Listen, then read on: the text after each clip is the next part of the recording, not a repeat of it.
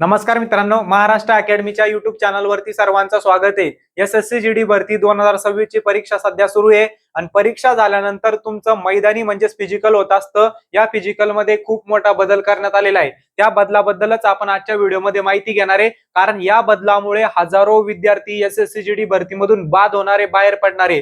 तुमचं जे काही फिजिकल घेतलं जात असतं त्या फिजिकल मध्ये उंची आणि वजन यामध्ये विशेषतः बदल करण्यात आलेला आहे। त्यामुळे हा जो काही बदल आहे तो आपण व्यवस्थित डिटेलमध्ये समजून घेऊया। त्यामुळे पूर्ण व्हिडिओ व्यवस्थित बघायचा आहे आणि जे विद्यार्थी एसएससी जीडी ची तयारी करताय त्यांना हा शेअर सुद्धा करायचा आहे, कारण त्यांच्यासाठी हे खूप जास्त महत्त्वाचं असणार आहे। आता बघा, जे विद्यार्थी एसएससी जीडी ची तयारी करत असेल त्यांच्यासाठी आपल्या महाराष्ट्र अकॅडमीवरती एक बेसिक टू ऍडव्हान्स बॅच उपलब्ध असणार आहे। ही रेकॉर्डेड बॅच असणार आहे आणि सगळे जे काही शिक्षक वृंद या बॅच मध्ये शिकवायला असणार आहे बघा, ते वेगवेगळ्या पोस्ट वरती निवडलेले, त्याचबरोबर वेगवेगळ्या पदाच्या मुलाखती दिलेले शिक्षक शिकवायला असणार आहे।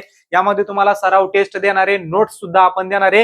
ही बॅच घ्यायची असेल तर आपलं महाराष्ट्र अकॅडमीचे ऍप नक्की डाउनलोड करा। आता बघा, बदल काय झालेला आहे, तर आपली जी काही उंची आणि वजन आहे ते अगोदर आपल्या फिजिकलच्या वेळेस मोजलं जात होतं। म्हणजे परीक्षा झाल्यानंतर आपल्याला फिजिकल साठी बोलावलं जात असतं, रनिंग साठी विशेषतः, कारण रनिंगच असते तुमच्या त्या फिजिकल मध्ये आणि त्यावेळेस तुमची उंची आणि वजन मोजलं जात होतं।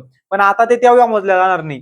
सगळ्यात महत्त्वाचा पॉईंट कोणता, की तुमचं जे काही उंची आणि वजन आहे ते फिजिकलच्या वेळेस म्हणजे तुमच्या रनिंगच्या वेळेस मोजलं जात होतं, ते आता तेव्हा मोजलं जाणार नाही। तर फायनलला तुमचं जेव्हा मेडिकल होणार आहे, मेडिकलच्या वेळेस आता तुमचं उंची आणि वजन मोजल्या जाणार आहे। हा पहिला महत्त्वाचा पॉईंट। आणि दुसरा महत्त्वाचा पॉईंट काय, तो व्यवस्थित लक्षात द्यायचा आहे सगळ्यांनी, कारण हा पॉईंट लक्षात नाही आला ना तर बरेच नाही, खूप जास्त मुलं त्या ठिकाणी काय होणार आहे, या एसएससी जीडी भरतीमधून बाद होणार आहे। ठीक आहे, आता बघा, अगोदर काय होत होतं माहिती का, तुमचं वजन कमी जास्त जरी असलं, समजे त्या उंचीच्या रेंजमध्ये जर तुमचं वजन नसलं तरी चालत होतं। पण आता त्यांनी काय केलं, इथं बॉडी मास इंडेक्स आणला। हा बॉडी मास इंडेक्स म्हणजेच काय, तुमचं जे काही त्या ठिकाणी त्याला आपण म्हणत असतो बघा, हा तंदुरुस्त आहे, तर तंदुरुस्तपणा ते मोजत असतात, बरोबर आहे। आणि त्याची जी काही रेंज आहे ती 18 ते 25 मध्ये असण्याची गरजेची आहे।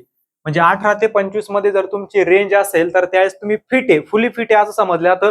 पण नेमकं 18 ते 25 कसं आहे आणि कसं काढायचं, कसं ओळखायचं, की माझं आता 18 आहे का 19 आहे, 20 आहे, म्हणजे माझा जो काही बीएमआय आहे शरीराचा तो 18 आहे, 19 आहे, 20 आहे, 22 आहे, 25 आहे, 26 आहे, मी भरतीच्या बाहेर पडलेलो आहे का कसं आहे, हे जर ओळखायचं असेल तर त्यावेळेस आपल्याला काय करावं लागणार आहे, तिथं गणिताचा वापर होणार आहे आपला। कशाचा वापर होणार, गणिताचा वापर। अगोदरच्या भरतीमध्ये काय होतं, तुमचं वजन उंचीच्या रेंजमध्ये नसलं, कमी जास्त असलं तरी धकून जात होतं, बरोबर आहे। मग याचा बराचसा जो काही इफेक्ट आहे तो फोर्सेसवर पडायला लागला। म्हणजे ढोले ढाले मुलं कशी बी त्या ठिकाणी भरतीमध्ये जायला लागले, भरती व्हायला लागले, वजन थोडंसं जास्त असल्यानंतर सुद्धा त्यांना घेऊन घेत होते, थोडाफार इकडं तिकडं चालत होतं। पण आता बिलकुल बी तसं चालणार नाही। जे मुलं फुल्ली फिट असणारे, ज्यांचा बीएमआय 18 ते 25 मध्ये असणार, तेच मुलं त्या ठिकाणी भरतीमध्ये सिलेक्ट केल्या जाणार आहे। आता हा बीएमआय कसा काढायचा, तर तो तुमच्या उंची आणि वजनानुसार निघणार आहे। आता समजा मी काय म्हणलं, माझी जी की उंची आहे ती 172 सेंटीमीटर आहे। किती, 172 सेंटीमीटर। आणि माझ्या उंचीनुसार माझं वजन असणं गरजेचं आहे। आणि माझं जे काही वजन आहे, माझं वजन समजा त्या ठिकाणी 56 किलोग्राम आहे। माझं वजन 56 किलोग्राम आणि उंची 172 सेंटीमीटर, असं तुमचं तुम्ही काढून बघायचंय। तर हे जे काही बीएमआय काढायचं असतं ना, याच्यासाठी एक सूत्र असतं। ते सूत्र कोणतं असतं बघा, लक्षात द्या। इथं वरती काय करायचं, वजन घ्यायचं तुमचं आणि वजनाला तुमची जी काही उंची आहे ती उंची मीटर मध्ये लिहायची आणि तिला काय करायचं, मीटरच्या वर्गानं भाग द्यायचा। म्हणजे वजनाला भाग द्यायचा आहे तुम्हाला तुमच्या मीटरच्या वजनानं। समजा माझी जी काही उंची आहे, वजन वरती ठेवायचं, उंची खाली ठेवायची। माझं वजन 56 किलो आहे, माझं वजन 56 किलो असन आणि माझी जी काही उंची आहे ती 172 सेंटीमीटर आहे। 172 सेंटीमीटर म्हणजे किती मीटर रे, समजा 1.7 मीटर, 1.7 मीटर। तर ह्या 1.7 मीटरचा जो वर्ग येणार आहे त्या वर्गानं काय करायचं, 56 ला भाग द्यायचा आहे। समजा याचा वर्ग येणार 2.89 आणि वर असणार 56। 2.89 ला 56 तुम्ही भाग दिला तर तुमचं जे काही उत्तर आहे 19 पॉईंट समथिंग समथिंग काहीतरी येत असतं। म्हणजे तुमची जी काही उंची आहे ती वजनानुसार बरोबर आहे, तुमचं जे काही वजन आहे ते उंचीनुसार बरोबर आहे असं आपण म्हणू शकतो। कारण ते 18 ते 25 च्या रेंजमध्ये येतंय। कशाच्या रेंजमध्ये येतंय, 18 ते 25 च्या।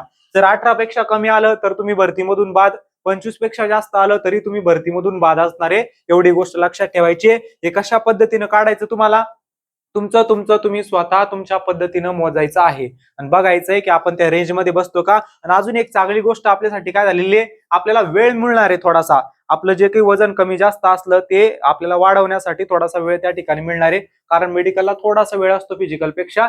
तिथं आपल्याला तो एक प्लस पॉईंट ह्या बदलामुळे त्या ठिकाणी मिळणार आहे. पण बरेचसे मुलं इथून बाद सुद्धा होऊ शकतात, कारण तुमचं वजन आणि तुमची जी काही बॉडीचा जो काही इंडेक्स म्हणतो आपण, बॉडी मास इंडेक्स म्हणजे BMI, तो 18 ते 25च्या रेंजमध्ये असणं गरजेचं आहे.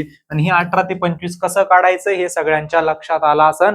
आता अतिशय महत्वाचा व्हिडिओ आहे. ज्यांनी आता SSC ची परीक्षा दिली असन, जे देणार असन, नंतर फिजिकल देणार असन, परीक्षा पास झाल्यानंतर त्यांना हा व्हिडिओ नक्की शेअर करायचा आहे, कारण अतिशय महत्वाचा असणार आहे. कारण आता ही गोष्ट माहिती नसली तर तुम्हाला तुमचं जे काही फिजिकल आहे किंवा तुमची जी काही बॉडी आहे ती चांगली त्या ठिकाणी मेंटेन करता येणार आहे आता माहिती असलं तर. म्हणजे वजन आणि उंचीमध्ये तुम्ही बदलाव हळूहळू करू शकतात. म्हणून जे विद्यार्थी SSC GD ची तयारी करत असेल त्या प्रत्येक विद्यार्थ्याला हा व्हिडिओ नक्की शेअर करायचा आहे, लाईक करायचा आहे. आणि अशाच माहितीसाठी आपल्या महाराष्ट्र अकॅडमी या युट्यूब चॅनलला त्या ठिकाणी काय करून ठेवायचे, सबस्क्राईबर. तुमची काही अडचण असेल तर तुम्ही नक्की कमेंटमध्ये त्या ठिकाणी विचारा. तुमच्या प्रत्येक कमेंटचा रिप्लाय आपण त्या ठिकाणी देऊ. चला, जय हिंद.